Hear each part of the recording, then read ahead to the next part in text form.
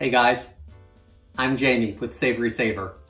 I share gluten-free recipes, tips, tricks, and resources to make your gluten-free lifestyle easier. And today we're going to make a gluten-free chocolate cream pie. Now this gluten-free chocolate dessert recipe, basically pudding. We're going to make our own pudding and we're going to put it in a crust.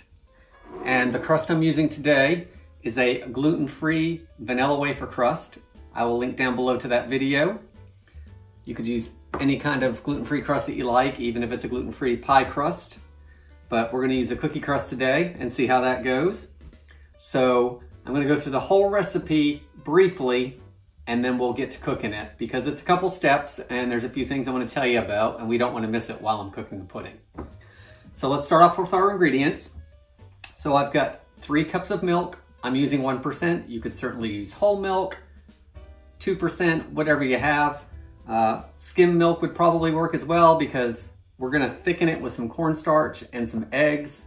So it's just not gonna be as rich if you're using a different milk. So if you're using 2%, it's gonna be a little richer than mine probably because I'm using 1%. So we're gonna add 3 cups of milk to our pan. This is a medium saucepan. It's a 2-quart pan. You want something where you can get in there and whisk around a little bit. So we've got that in there. We're gonna add 1 cup of sugar. This is just white sugar. We're gonna add a 1/4 cup of cornstarch. That's gonna help thicken our pudding. This is a chocolate cream pie. So I've got 2 ounces of Baker's unsweetened chocolate, and I've just chopped it up so it melts more easily into our recipe. So we're gonna put that in there.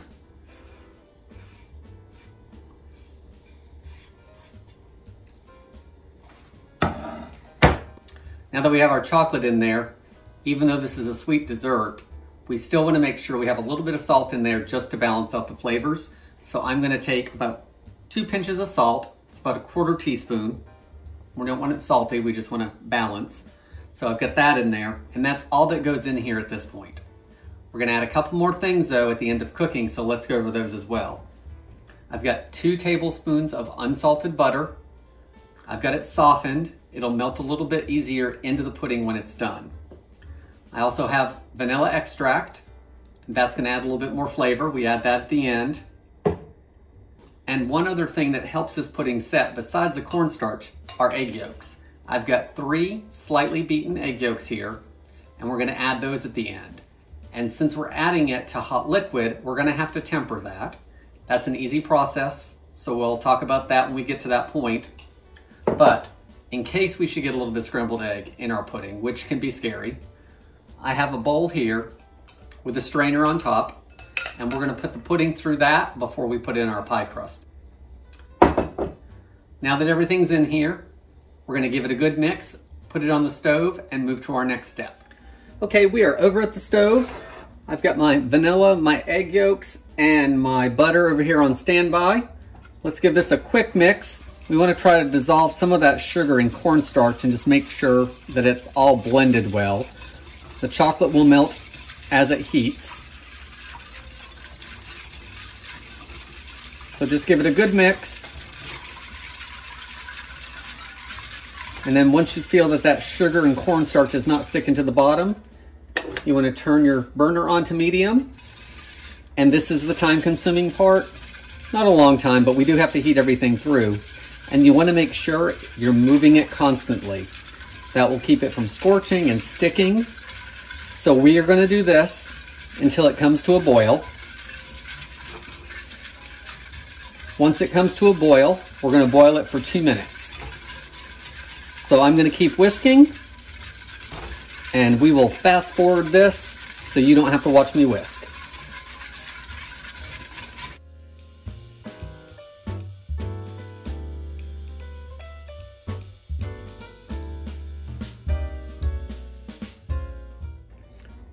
Okay guys, you can see that it's starting to bubble up, so I'm going to set a timer for 2 minutes and keep whisking.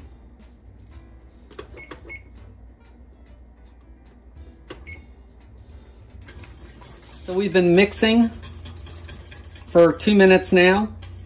Our pudding's starting to get thick, so we're going to put our eggs in. So I'm going to remove it from the heat. I'm going to leave my burner on though. We're going to have to put it back onto the burner. And then I've got my eggs. So I'm just going to add a little bit of this into the egg yolks. Give it a whisk.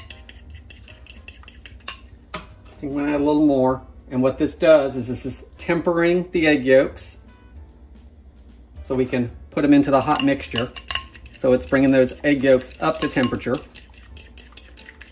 These egg yolks are going to add richness to the pudding. And they're going to help it set up as it cools.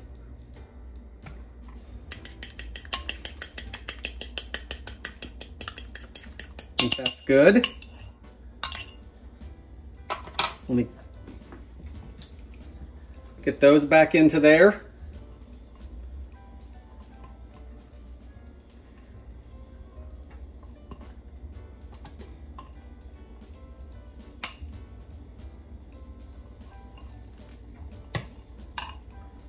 We also want to add our 2 tablespoons of butter.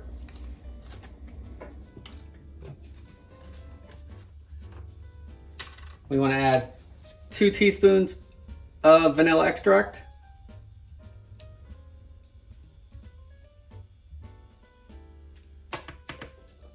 Now we're going to get back on the heat just to bring it up to a bubble again and mix everything together. And melt that butter down. We're also going to move our bowl with our strainer over here so it's ready so we can pour it through it.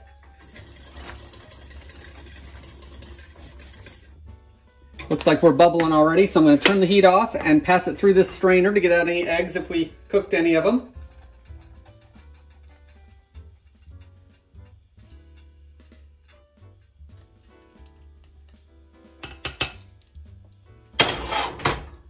Guys, if you're great at tempering eggs, you don't have to do this step.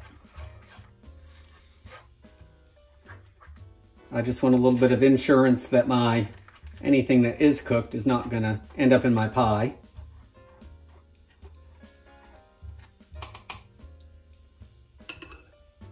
And if you look, you can see a little bit of egg white in there, so that's why I did that.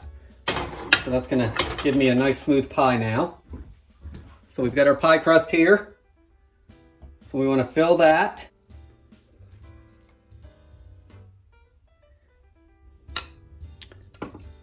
And guys, I've got a little bit of pudding left here, but I'm going to put that into a little bowl for later. That way there, if someone wants pudding and no crust, because I think this is plenty full. So now as you can see, our chocolate cream pie is super loose. So we need to cool it so it sets up. So you want to put it in let it cool a little bit here, and then move it to the fridge for about 3 hours or so until it's set. And the one thing I am going to do in just a minute while it's cool is I'm going to put over some plastic wrap. And that's going to help keep that skin from forming on top of that pudding. So we'll do that, and then once it's set, we'll cut a slice up and give it a try. Okay guys, our pie is done. I chilled it for about 3 hours or so. You can leave it longer or overnight if you want. And we had it covered in plastic wrap so it wouldn't build any of that pudding skin on there. And then when you're done, I made some whipped cream, or you could use Cool Whip or nothing at all. Take a slice, and it's all set well. The crust just stayed together, and I will link below again to that crust. Let's give it a try.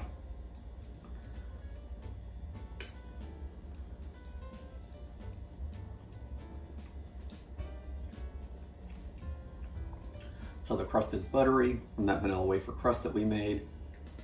The pudding is smooth. There's plenty of chocolate in it from those 2-ounce squares of baking chocolate that we used. I just took some heavy cream and some vanilla extract and a little bit of powdered sugar to make whipped cream. And here's our gluten-free chocolate cream pie. I hope you try this. Let me know what you think down below. Thanks for watching, and I hope to see you again.